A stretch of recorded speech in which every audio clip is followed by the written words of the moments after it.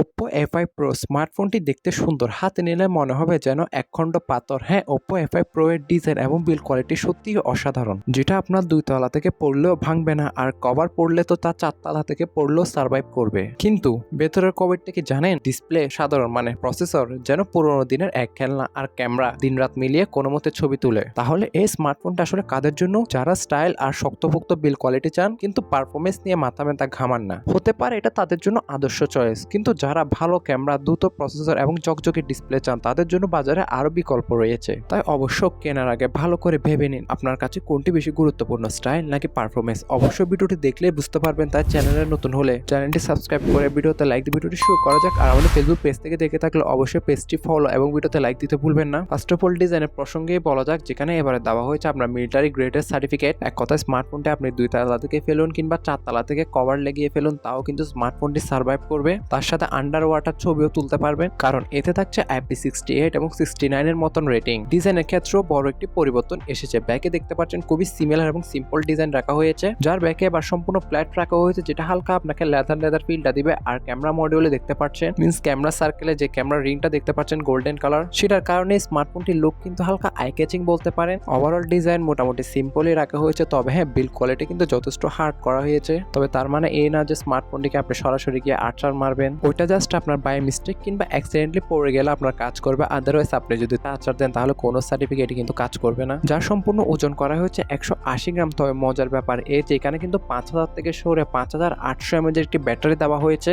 যেখানে এত massive battery থাকা সত্ত্বেও স্মার্টফোনটি থিকনেস করা হয়েছে আপনার 7.6 মিলিমিটার। তাই ওয়েট ডিস্ট্রিবিউশনের দিকে তারা যথেষ্ট ইনহ্যান্স করেছে আমি বলবো। আর ব্যাটারি কম্পাউন্ডমেন্টে এসে সে 45 ওয়াটের একটি ফাস্ট চার্জার অবশ্যই বক্সে প্রোভাইড করবে আপনাকে। অল ওভার ব্যাটারি সেকশন আপনাকে হতাশ করবে না, যেখানে তার ডিসপ্লে হিসেবে দিয়েছে 19Hz রিফ্রেশ রেট যুক্ত HD+ রেজুলেশন একটি 6.67 ইঞ্চি মাপের IPS LCD প্যানেল। আসলে HD+ শব্দটি তখনই ভালো লাগে যখনই স্মার্টফোনটি 10-15 হাজার টাকা প্রাইস পয়েন্টের মধ্যে লঞ্চ হয়। যদি ডিসপ্লে কালার ক্যালিব্রেশনের কথা বলি তাহলে আপনাকে অবশ্যই এটা 10-15 হাজার টাকা রেঞ্জের স্মার্টফোনের মতনই আপনাকে রেজাল্ট দিবে। আহামরি খুব একটা মনের আশা পূরণ করবে তা না। আর চিনেমা বেজেলের দিকে যদি লক্ষ্য করেন সেক্ষেত্রেও দেখতে পাচ্ছেন এটা কিন্তু হালকা মোটা করা হয়েছে, যেটা আমার একদমই পছন্দ না। ওভারঅল প্রাইস পয়েন্ট হিসাবে আমি ডিসপ্লে কোয়ালিটিকে একদমই লো ক্যাটাগরি দিব, যেটা out of the box Android 15 A run করবে, যার ব্যাকএন্ডে কিন্তু থাকছে তাদের কালার OS 15। তবে এর ইউআইতে বেশ কিছু ব্লুটার এবং অ্যাডসেট দেখা দিবে, যেগুলো চাইলে আপনারা অফ করে দিতে পারেন। কিছুটা প্রসঙ্গ পারফরমেন্সকে নিয়েও বলা যাক। হয়তো মনে করছেন পারফরমেন্সটা বেটার দিতে পারে, কারণ এখানে চিপসেট হিসেবে যেহেতু থাকছে কোয়ালকম স্ন্যাপড্রাগন 6s Gen 1 এর মতন একটি চিপসেট, যেটা 6nm বেসড নডের উপর তৈরি করে একটি অক্টাকোর 4G চিপসেট। মূলত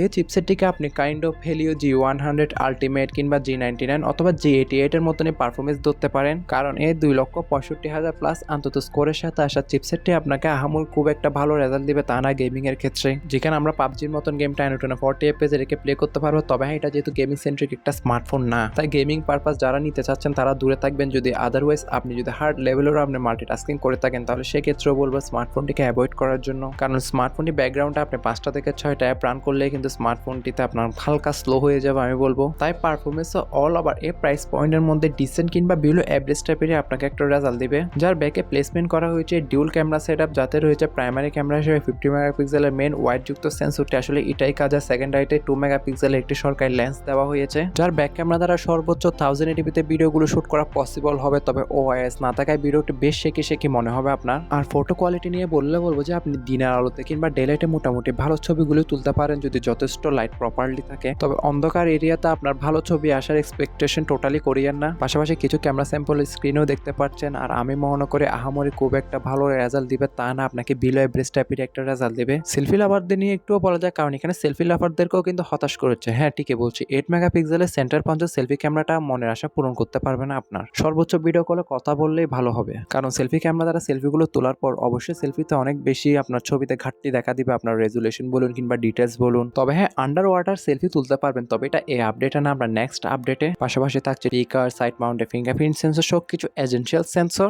যেটি আমাদের দেশের বাইরে মিন্স এর বেস ভেরিয়েন্টের প্রাইস আপনার আগামীকালে আপনার লঞ্চ হবে। তবে বর্তমানে কিছু প্রি অর্ডার নিচ্ছে স্মার্টফোনটির, যার বেস ভেরিয়েন্টের জন্য প্রাইস নির্ধারণ করা হয়েছে অফিসিয়াল ভাবে 23,990 টাকা। আমি বুঝলাম না আসলে পাবলিক এই স্মার্টফোনটি কোন কারণে নিবে, কিছু আমাকে রিজন দেখান। কারণ স্মার্টফোনটিকে মানুষ ইউজ করার জন্য নিবে নাকি বিশ্বযুদ্ধ প্রস্তুতি করার জন্য নিবে? কারণ এই প্রাইস পয়েন্টে বাংলাদেশে কিন্তু এর থেকে বেটার স্পেসিফিকেশন যুক্ত স্মার্টফোন অ্যাভেলেবেল রয়েছে। তবে হ্যাঁ, লঞ্চ হলে প্রাইসটা কেমন হতে পারে? লঞ্চ হলে এটা প্রাইসটা আপনার 23 কিংবা 25,000 টাকার মধ্যে কিন্তু রাখা হতে পারে, যেহেতু আপনার প্রি বুকিং চলছে বিধায় এখানে কিছুটা আপনার ডিসকাউন্ট দেওয়া হয়েছে। আদারওয়াইজ আপনারা যেহেতু স্বাধীন দেশের স্বাধীন নাগরিক, আপনাদেরও আপনাদের ইচ্ছা জানানোর অবশ্যই স্বাধীনতা রয়েছে, তাই কমেন্টে জানাতে ভুলবেন না। কারণ এই প্রাইস পয়েন্টে বাংলাদেশে এর থেকে বেটার স্পেসিফিকেশন যুক্ত স্মার্টফোন অ্যাভেলেবেল রয়েছে, যেখানে ডিসপ্লে বলুন, ক্যামেরা বলুন কিংবা পারফরমেন্স বলুন, এর থেকে কিন্তু বেটার দিয়ে দিবে আপনাকে। তবে বাকিটা আপনাদের ইচ্ছা। ভিডিওটি এই পর্যন্ত, আশা করি সবারই ভালো লেগেছে। দেখা হচ্ছে নতুন কোন একটি ভিডিওতে, ততক্ষণ পর্যন্ত সবাই ভালো থাকবেন, সুস্থ থাকবেন। টেক কেয়ার, আল্লাহ হাফেজ, আসসালামু আলাইকুম।